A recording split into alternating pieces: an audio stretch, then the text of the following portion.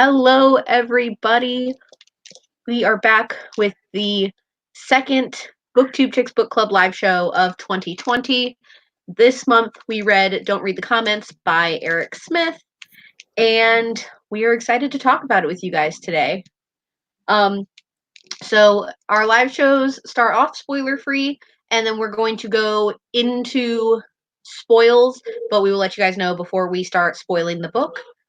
And who would like to start off with their little initial thoughts? I can start.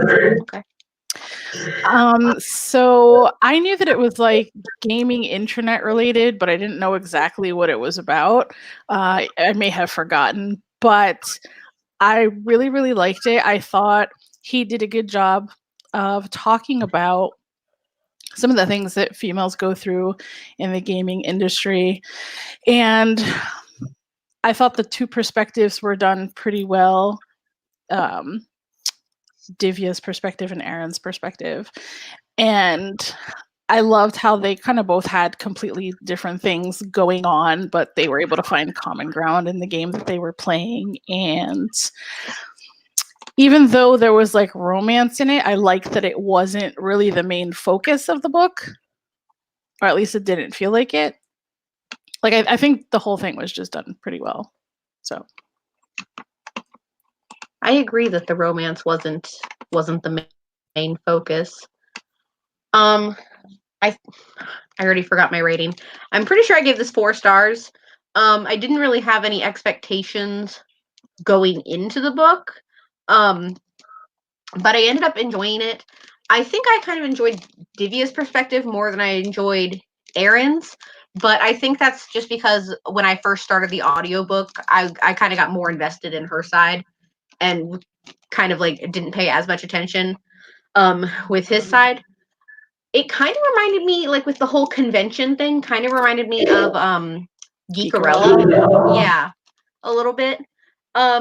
But overall, I enjoyed it, and obviously, I don't know the gaming references as much as you guys would. But overall, I enjoyed it.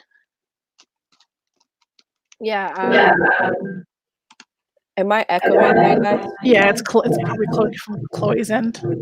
Sorry. Okay.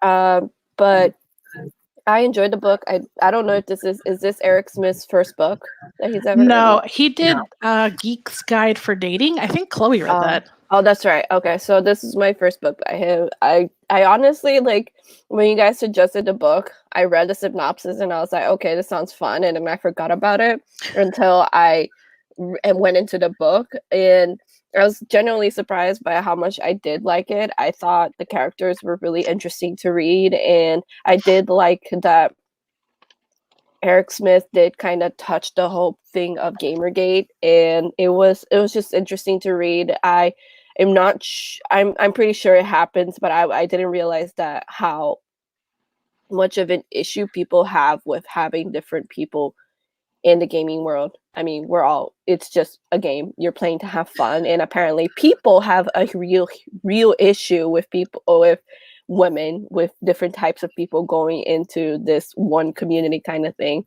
And so I don't know if in the real world things get that intense, because in the books the trolls really go hard.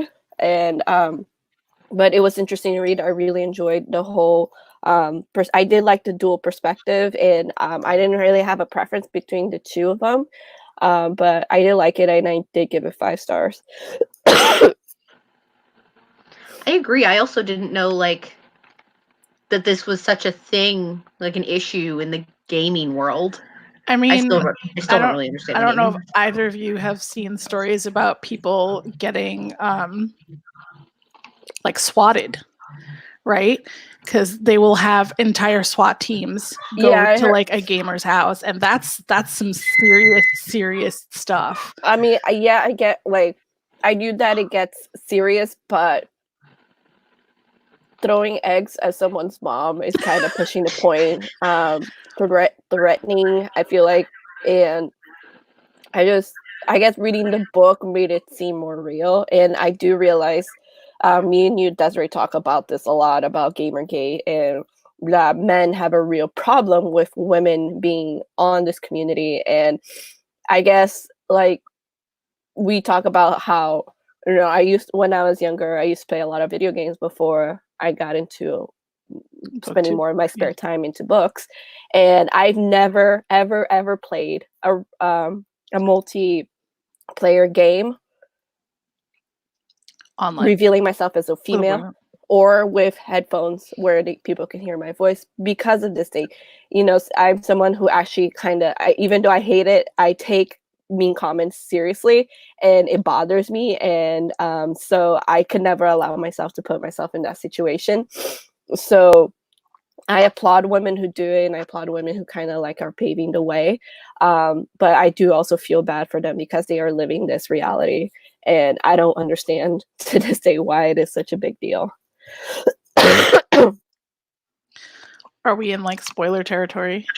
I was just about to say, I think we're going to be heading more into spoilers now.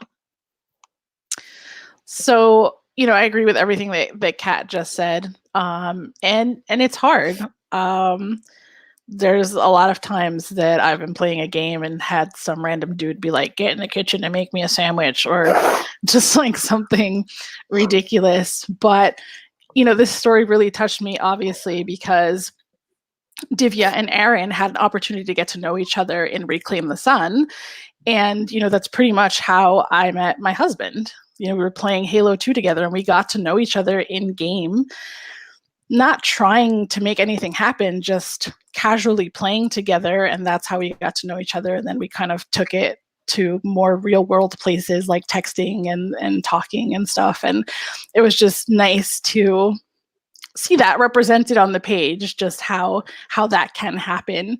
And it was also a pretty big contrast, right? Because like she's getting all this hate from the trolls, where they're doing things like egging her mom and just trying to mess up her life. But she's also kind of getting to know and sort of falling in love with Aaron. So it's nice to see kind of a well-rounded both sides of that. Yeah, and also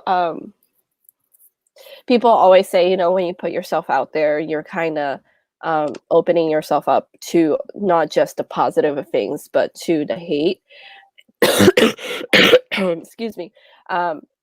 But that doesn't mean you should accept it. You know, people always say, oh, you know, you put yourself on the internet, you should expect trolls. And I'm like, why is that? Why should I expect a troll? Why should I accept that these things are happening?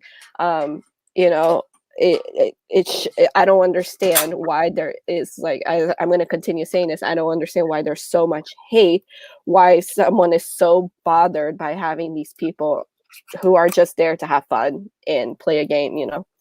There was a pretty long quote that I highlighted because it's just like so true. Hold on, let me see if I can pull it up. I guess you guys can keep talking while I look for it.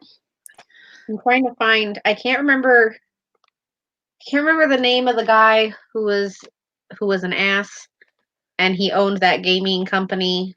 Jason? Is that his name?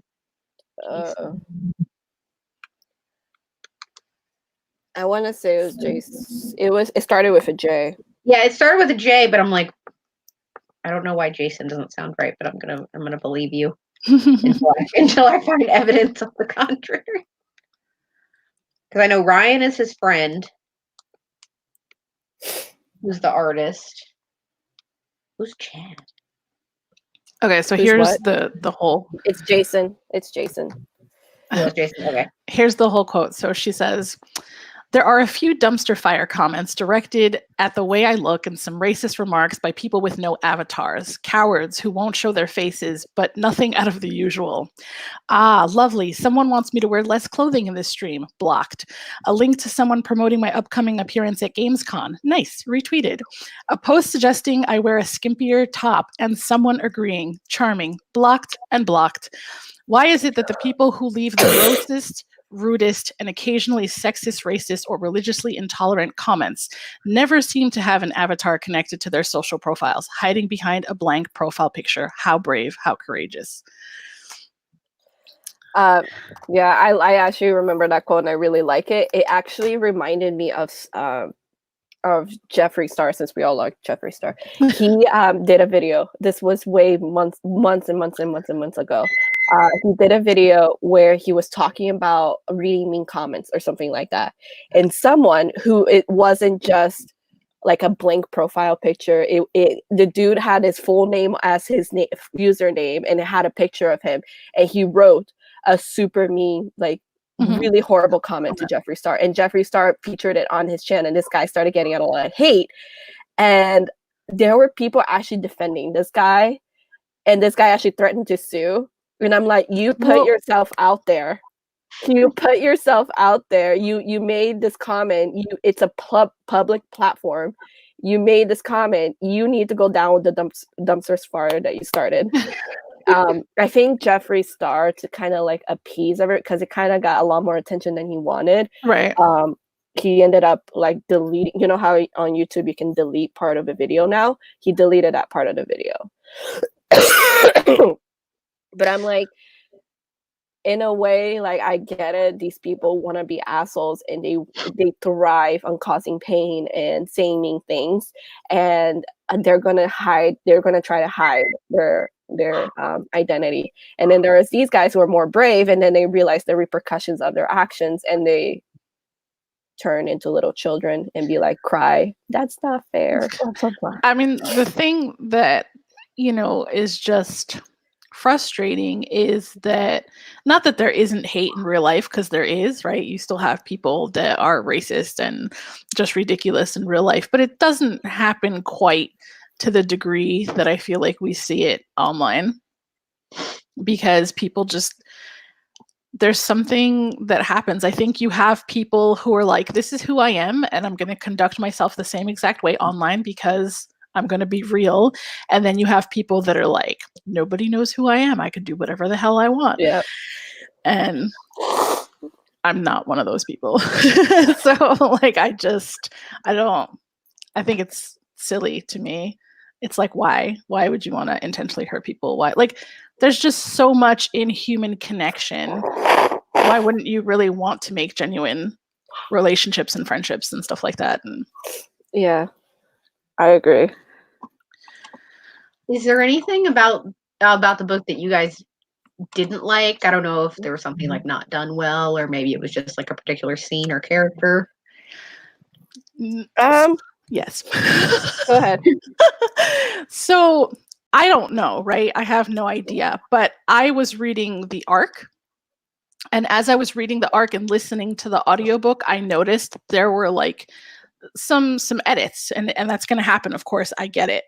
But there was one in particular that... Is this the thing you texted me about? Yes. There was one in particular that really bothered me. And I was so sad that it was edited to be this way in the final version, because it wasn't like that in the original version. And I think it was so much better in the original version. And I'm just wondering, like, how many concessions he had to make for the editor. Because there were quite a few places that I was like, okay, I feel like he's talking to me. He's talking to me as a gamer. But the edits were like, now you're trying to spell it out as if we're dumb. And it was just kind of weird. I don't know if I can find it. Why this like upset you? Hold on. I want to be able to like... Actually, I should probably just look at your picture. I'm looking at the page right now. Okay. So the reason I cared about this quote is because it mentions Halo. So she says, emotions are running through me like Cortana in Halo. They're rampant. And John was laying next to me when the audiobook read that, and he was like, oh boy. And both of us were like, that sounds kind of cheesy. And then I said, let me look at the ARC, because both of us agreed that the line would have been better had it said, emotions are running through me like Cortana in Halo, rampant. I don't know why that one word there makes such a huge difference to that statement, but it does. What happened? What was the original You got version? stuck. I didn't hear what you said. the original version was, emotions are running through me like Cortana in Halo. They're rampant. And literally, I would just say to leave off the "they're rampant," just say rampant. And that's what he had in the arc. And for whatever reason, it just makes so much more sense as a gamer.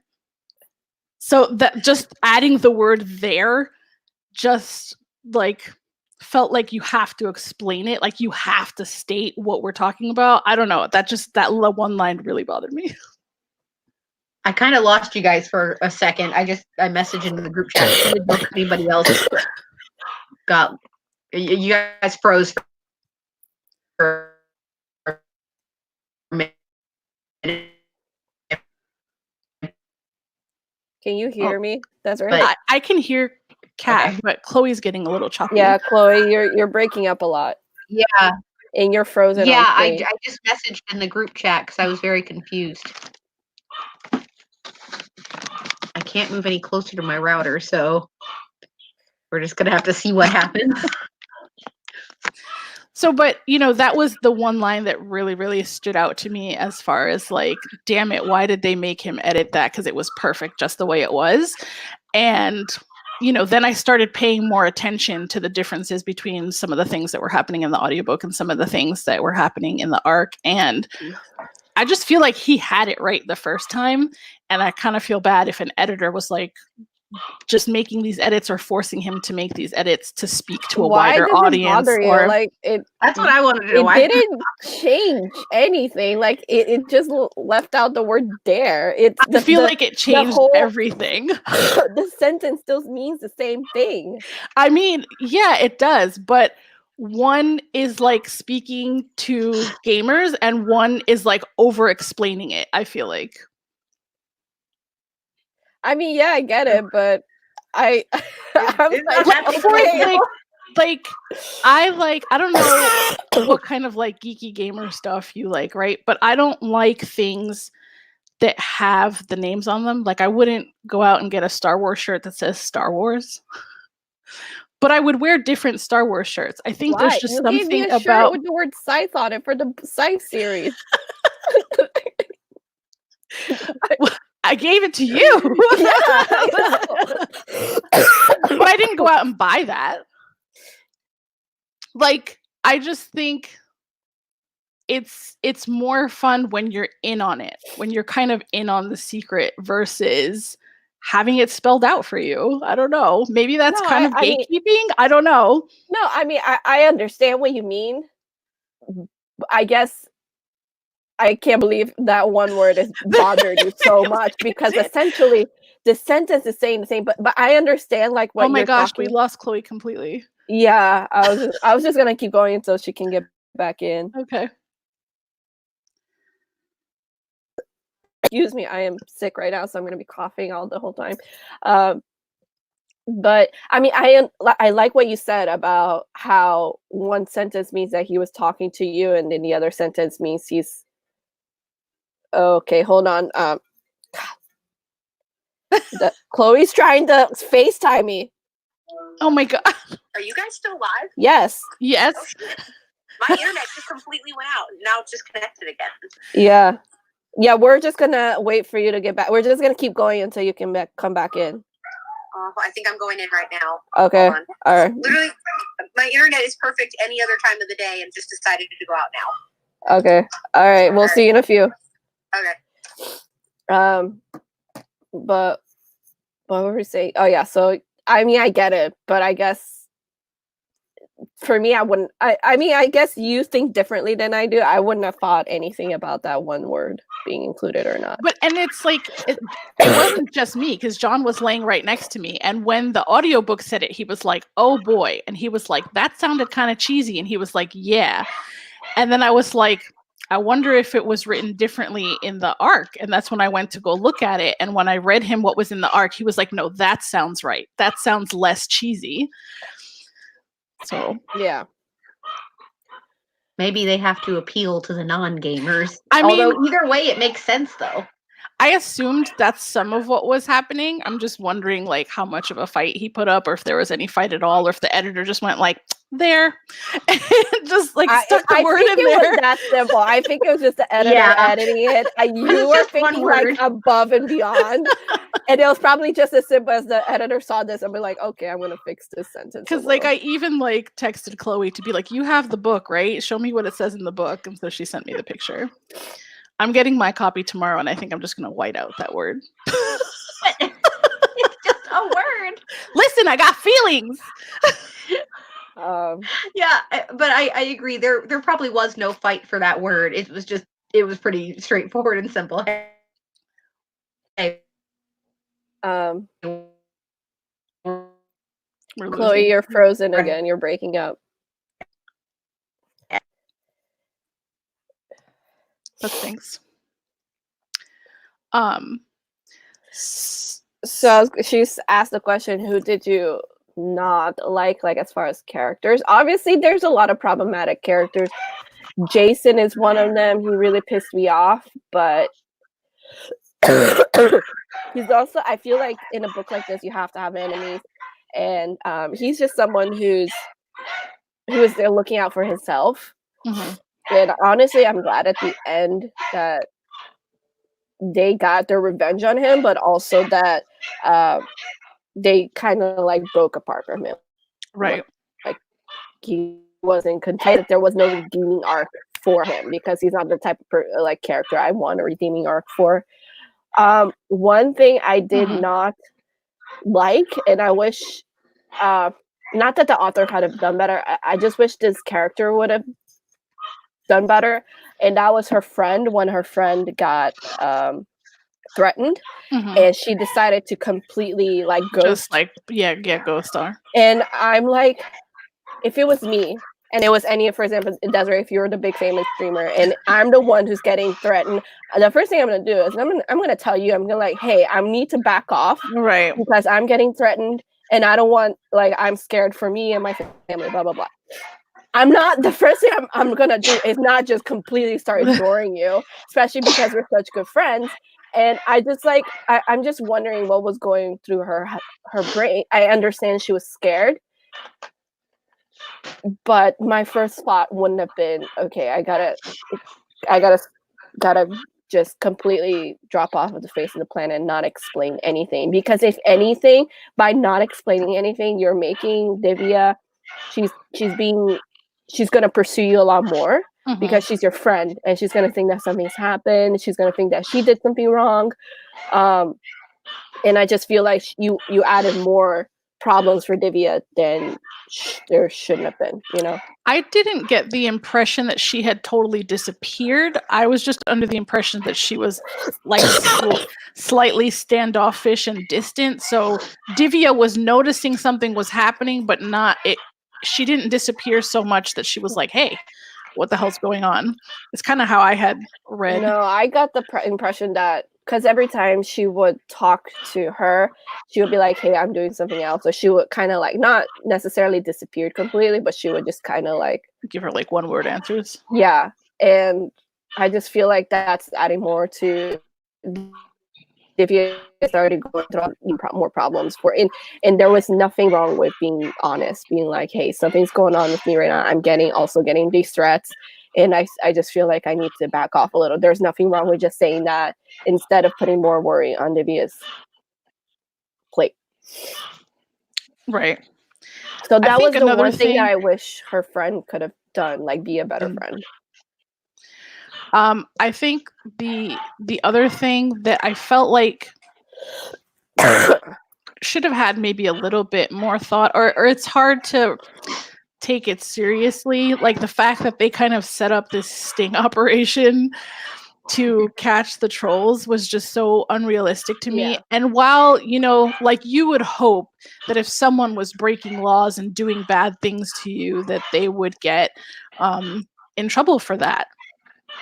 It's just it was a little more, I feel like I think that was a very optimistic way to look at it, and almost slightly naive, because shit just does not go down that way. That's not, especially when we're talking about women and women coming forward, and especially when there's harassment against women concerned. Yeah, there were a lot of things about this book that were very realistic. That I think he did a good job. Like the whole, what is Divya's friend's name again? Rebecca. Yeah, her getting attacked on campus and the school not doing anything about it. That's very realistic, and it happens a lot more often than we think. But the whole sting operation and catching the trolls, I'm like, this doesn't happen. Like the law enforcement, they're worried about drug dealers and murderers and rapists. They don't care about people being on the internet, unfortunately. And I wish there were more emphasis on providing a safe online environment, but unfortunately, it's just too big of a place. And I hate to say it, in the country is there's not enough resources for that.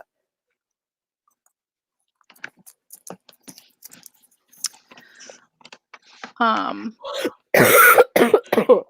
to think of what else. I kind of liked what was happening in Aaron's world. I know, Chloe, you said you didn't like it as much, but you know, he was pursuing something that he was passionate about, and then he had his mom kind of always in his ear trying to get him to go back to school so that he can be a doctor like her. And I don't know what you guys thought was happening with his dad, because I was kind of nervous about the whole dad thing. When he found those files, I was like, he can't be cheating on his mom. Like, that can't be the thing. Did you actually think it was a possibility? Like, it never occurred. Really tiny one, but I did not. I was like, I don't think that would be something to drive the plot forward. So I was like, it has to be something better than that.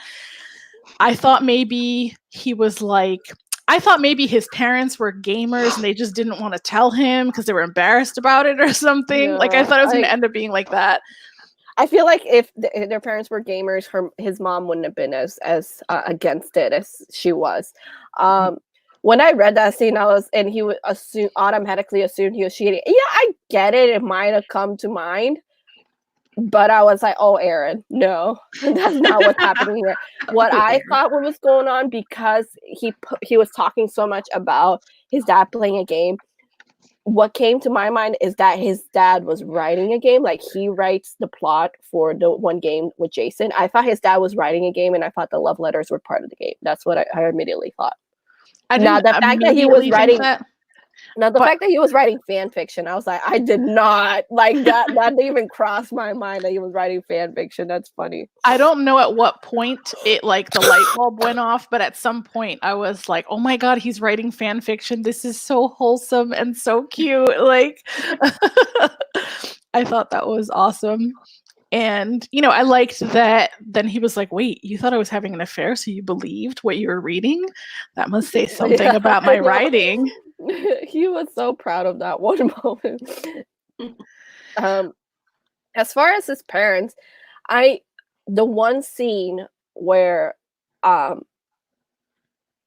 he stands up to his parents, well, not to his parents, to his mom in particular, about how she was going to say, you either go to college to be a doctor or we don't pay for your college. And he's like, I'll take out student loans. I'll put myself into debt, but I won't do it. And I was like, I was honestly so proud of him on that moment, because up until that point, he's been very complacent with his parents. He's been, even though he's kind of like, his dad has been kind of like helping him out, he's been kind of doing what his parents want him to, or his mom wanted him to do, which was help out in the office. In that one moment, I was so proud of him for standing up to himself, because she was being completely like just unfair about it. She was not listening. And, you know, in a world where technology is becoming so much, like, advancing so fast, I don't understand why she was so against it. And yeah, video games can be like being a writer. It's difficult to make a living out of that unless you're a really big publishing video game company. But you can make a nice living out of it. I don't understand why she was so against it. He doesn't have to make video games. He can be like once you become familiar with, like, I'm assuming like computer software, I feel like he could have done a lot more than just work with video games. He could have done so much. And the fact that she was so against, being a doctor is not the only way to make money in this world. No, it's true. But like, I Oh. think it's hard for people of, you know, another generation to understand, because to them, you want to be a doctor, you go to school to be a doctor. You want to be a lawyer, you go to school to be a I lawyer. wish he dropped the okay boomer on her at one point just to piss her off. But like, when we're talking about entertainment industries, like, you can go to school to learn audio and work in movies. Like, you can learn animation or writing or lighting or like all these different things that you don't immediately connect to making movies or making video games or writing books. And it's just different. It's just a completely different perspective. Trying to think. Oh, so have either of you watched Say Anything? No. I thought I had seen it before because there's that iconic shot with like John Cusack with a boombox over his head. Oh no, never seen it. And so after I read the book, because I cried towards the end of this book. I surprised myself because I was just reading it, and then all of a sudden I was like, why is my face wet? And I was like I was just crying. I started crying at the part where he shows up and he's like, you know, D1V, you say don't read the comments, but read all these. Oh yeah, I definitely teared up at that scene. As he was pulling them all out, I was like, oh my god, he's like a John. This is so awesome. You know, it's actually there's this YouTube channel, and she talks like it's this random girl. She goes up to strangers on the street. She asks them like really, really heavy questions and see if they'll answer. Like she'll ask like, what's the worst thing you ever done to another person? And I really like watching these because it's so interesting to see what people have done. And there was one video where she asked people, what's the worst thing somebody has done to you? And people were relaying all these times that somebody has hurt them, and they remembered them so vividly. So she started another video where she asked the question, what is the nicest thing somebody has done for you? And at the beginning of the video, she wrote, this took a long time because people couldn't think of one thing. And that says a lot about us as human beings, that we tend to focus a lot on the negative and rather than the positive. And so that was like actually a really nice scene, because so focused a lot of the times on the trolls, and she gets that like her armada was there, her armada was there to support her, and they were like during that whole sting operation, they were there to protect her, and they were like formed like this bubble around her to try to protect her, and I thought that was really sweet. But it is true, like even to myself, as you know, we are very, very small YouTubers. We don't get that many hate comments as the bigger booktubers do. And like I just saw Read with Cindy, she did a video where she reads hate comments with her friends. And I thought to myself, I'm so lucky that I'm as small as I am, because I've gotten maybe 2-3 hate comments in my whole 5 years on YouTube. And the fact of the matter is, I most like primarily get nice comments, but those comments stick with me more than I can't recite word for word any of my nice comments. Right. But one of those hate comments I will never forget. Right. So the fact is that we tend the bad things tend to stick to us is actually rather sad. And I like that in the end, he went up to her and he was like, don't read the comments, but you know, that kind of is, you're not just blocking out the bad things, you're also blocking out the good things too. So I didn't cry at that scene, but I was definitely emotional. I was like, oh, that is so cute.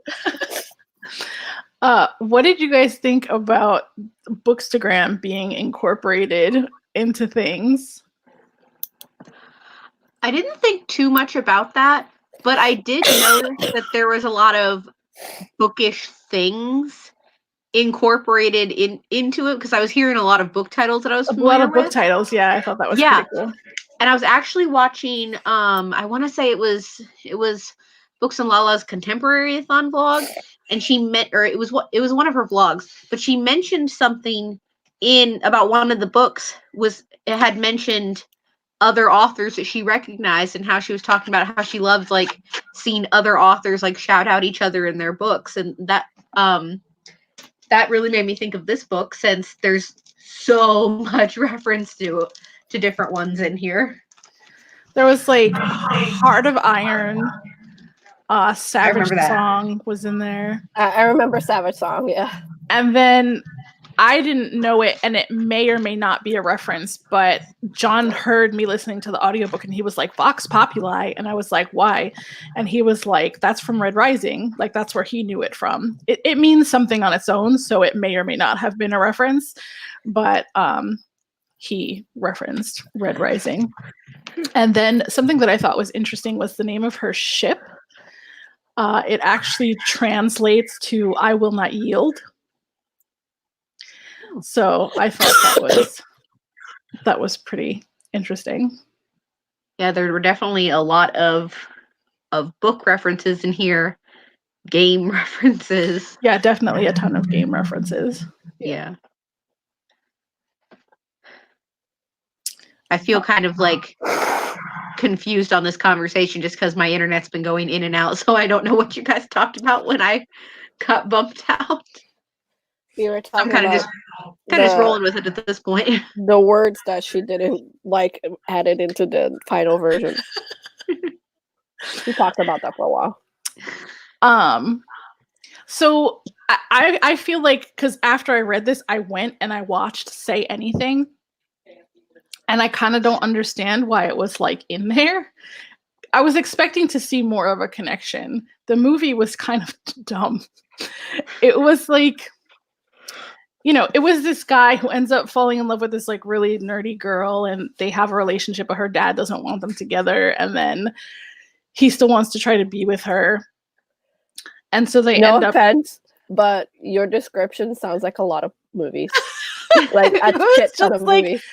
I mean, it's like it came out in '89, and it was a rom-com. I think the best part about it was seeing actors that young. That was kind of funny, but I don't know, there wasn't anything like super memorable about it. So the fact that it was mentioned in here, like, I don't know, I thought it was kind of weird. I think like another reference would have been maybe more he really liked that movie. Maybe, yeah. But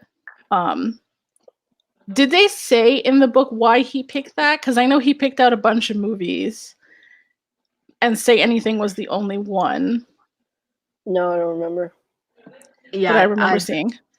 I don't remember either, because I was listening to the audiobook, and at some points I kind of like zone out when I'm listening to the audiobook. And I'm not sure, but I think she says that her mom makes her watch it with her every week. It felt like there was a lot of emphasis in that movie, and I don't understand why. Like, I wanted there to be like deeper meaning that I just didn't find. Maybe he just really likes it. I'm gonna try to ask him at some point. Just be like, hey. I know, I don't know about the Savage Song, but I mean, or maybe it wasn't. I know Ashley Poston is, her Geekarella books are done under Quirk Books, and he used to work for Quirk Books. Oh, really? Yeah, so I thought maybe that was why that was mentioned, but I don't think Heart of Iron is done under Quirk, so I'm not actually sure. I know for a fact Geekarella is. He mentions her in his acknowledgments at the end. So, really? Yeah. I never read the acknowledgments. I don't usually either, but never picked at it. It kind of started with his inspiration for writing the book and how he had moved somewhere else, and then all of a sudden he realized many of his friends became like virtual friends, and how much he valued that, and how he wanted to tell that story of how important like virtual friends can be. And so I thought it was pretty interesting. And then he gave a shout out to like a bunch of different authors. Oh, Ashley Poston and then Sam Maggs. Sam Maggs did the Fangirl's Guide to the Galaxy. And she did another I think it was called like Wonder Woman or something like that, and it was about like a ton of female people in I can't remember. But I recognize that.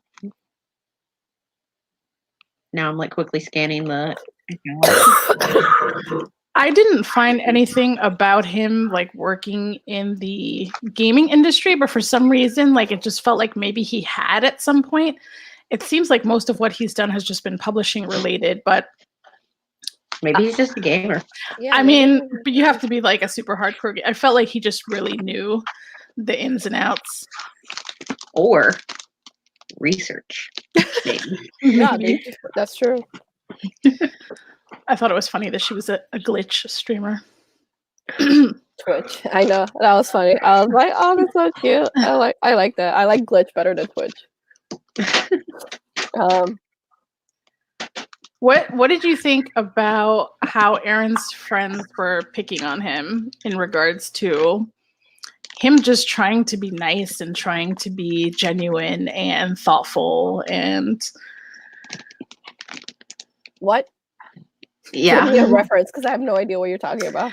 Almost like any time he tried to do something that related to Divya, one of his friends would be like, forget about her.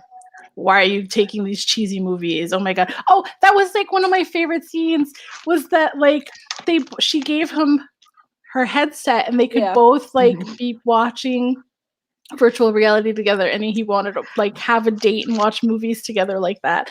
It was so sweet. When you were talking about at the beginning how you and Sean met online and then started like texting and stuff, I was gonna be like, did you send him a VR headset? No, but like there was this one time, and I'll never forget it because I thought I was being so dumb by asking him to do this. But I was like, hey, I'm going to go to the bookstore. I was like, maybe you can go to your bookstore and we can look around together. And we were like, that was a date that we had. We both went to separate Barnes and Nobles. And we were just walking up and down the aisle talking about books that we were seeing and books that we had read and like stuff like that. I think that's really cute. I mean, if you're in a long distance relationship, when you have the technology to FaceTime, like why not? It makes it seem like we didn't have that then. There was no FaceTime technology. Oh, yeah, that's right. So you were like what, talking on the phone? It's almost the same thing. Yeah, we were talking on the phone. I had like a Razor, so the phones with cameras. Holy were just crap! What a throwback! A Razor. God, that's so like John did not even have a phone with a camera on it. I made him get one because I was like, if we're gonna be long distance, we have to see each other like sometimes eventually. So you need a camera. See, I think that I bookstore can't imagine a life like that. Like not having, like, I don't know, like not having your, like. Kat, you're showing your millennialness. No. This was in like 2004. So it wasn't, that doesn't seem like that long ago to me. Where was I in 2004? Were you born? Like, yeah, was I born? Yes. I was like 7 in 2004. Were you born? What kind of question is I was 12. I didn't get my first phone until I was 14. So I didn't get my first phone until I was 12, I think. But to me, those are like the sweetest things. Like I really thought he was going to be like, what are you, dumb? I'm not going to the bookstore. I like to walk around with you. But that sounds like something that Will would tell me. My idea is stupid. You're told very him. Lucky, Desiree. Like me and Chloe talk about, you're very, very, very lucky. I know.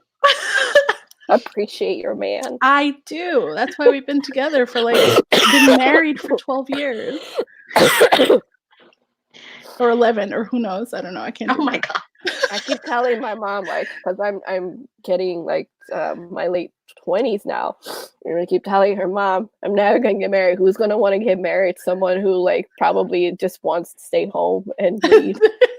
Like no one that I know besides my BookTube friends wants to stay home and read.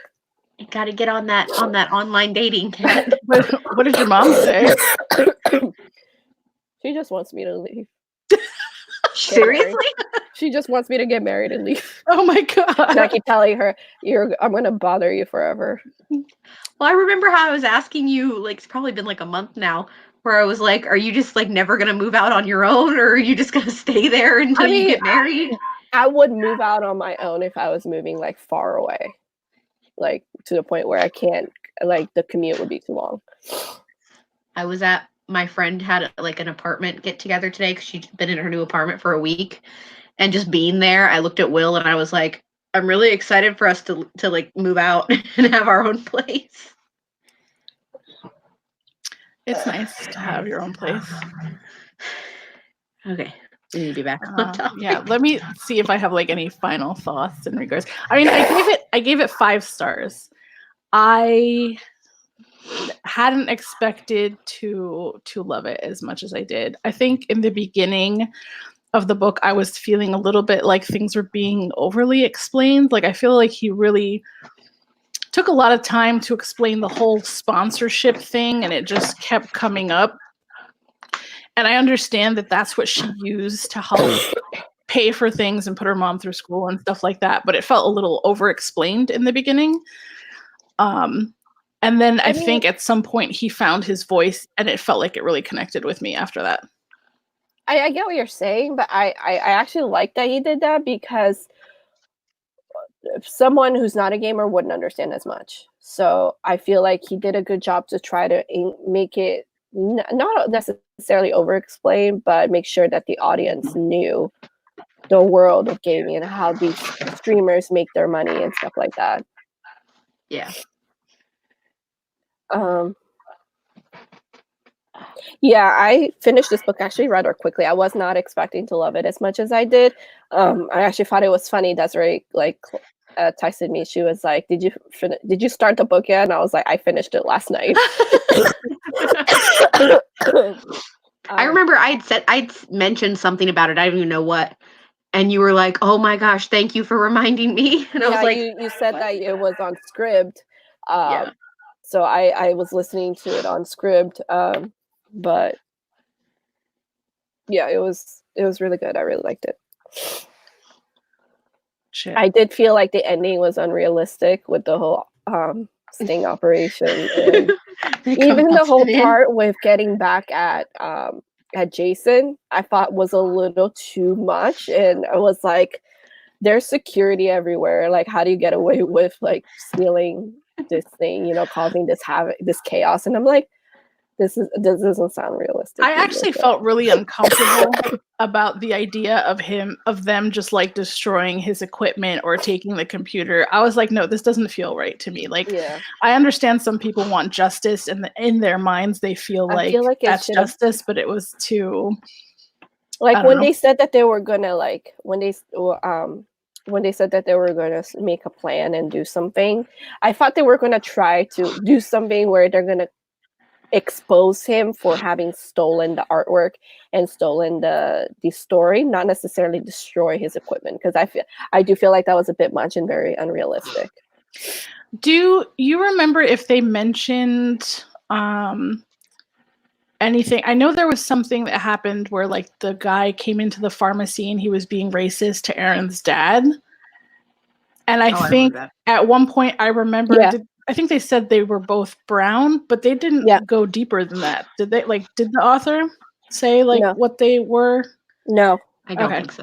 All right. All I know is because like I wanted to be able to say that it was diverse, but I didn't know how to explain that if they didn't. Aaron and his dad are brown. I don't know about the mom. It was never mentioned, and also Divya is also brown. I think that was like all that was said about it. Yeah, he doesn't really go into, which I actually appreciate, but yeah, he didn't go into too many details in regards to race. And the reason why I like that he didn't go into too many details, because he made it seem like it's a normal thing. Like, they're brown, it's explained, move on. Like, people don't, like in books at least, people don't mention, oh, she's white, let's move on. Like, she's white from Europe, whatever. So why should the brown people or any other minority get an explanation for what they are,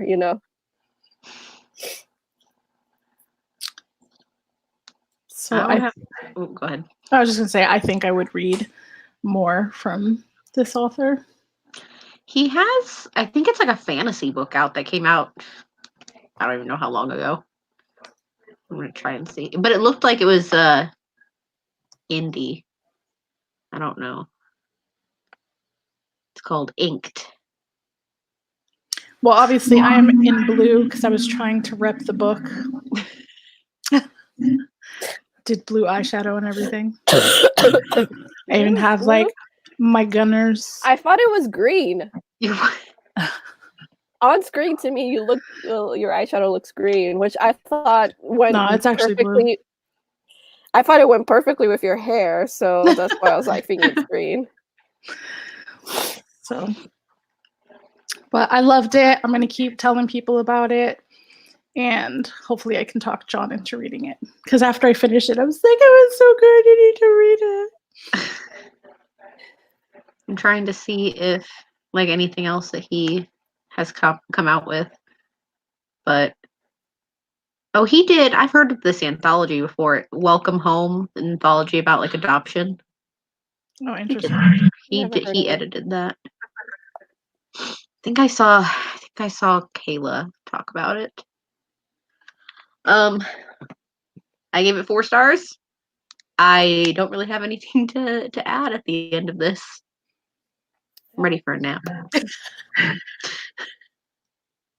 Yeah, I give it 5 stars. I really enjoyed it. It's a book that touches upon very important things. I do wish the ending, like all like the resolution to things, kind of went differently, because it's a little like, as we talked about, some of the things are a little unrealistic. And it would be so nice if all the trolls in the world got arrested for being a troll and a mean person, but that's not how the world works. How did you feel about the fact that she kind of stopped gaming, or she stopped streaming after that? Honestly, I was a little sad. I understand why she wanted to take a break, but I wish she didn't outright just quit. Like, I know that she and her friend Rebecca were talking about like just playing casually between the two of them, and sometimes joining the. But I do wish that, you know, she wouldn't just outright quit, because in a way, yes, your mental health is super important, and it's important to take, like, after everything that's happened, it's important to take a break and really focus on yourself. But it's almost like you're letting the trolls win, right? In my opinion. Yeah, I think I was kind of sitting in that same place. Like, really, that she's just not gonna stream anymore? Yeah, I don't know. I mean, she was very focused on why she was doing it, though. And I'm happy that she gave her the channel away to that one fan. That was kind of nice. I forgot about that. Yeah, I like that, but I honestly that what she could have done is they could have added that person as a third streamer and be like, okay, can you just like stream while we're away taking a break, and then once they decide to come back, they can, you know, do it together as the 3 of them, being the primary focus of the channel.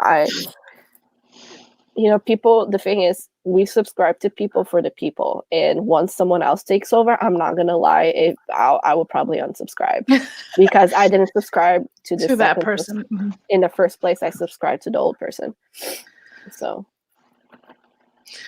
are we gonna introduce next month's book? Yeah. Yeah. So you guys should really follow us on Twitter if you're not already, because we actually did a poll to decide what our March book was going to be. We had a lot of different ideas, but weren't really sure what to read.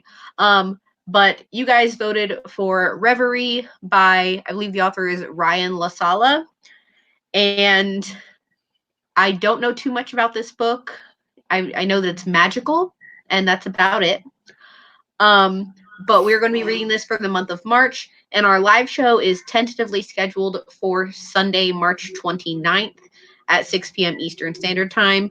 And that's another thing, if you're following us on Twitter, we do all of our updates through Twitter. Any live show changes, anything related to that is on Twitter. So make sure you guys are following us at BookTube Chicks to get all of those updates.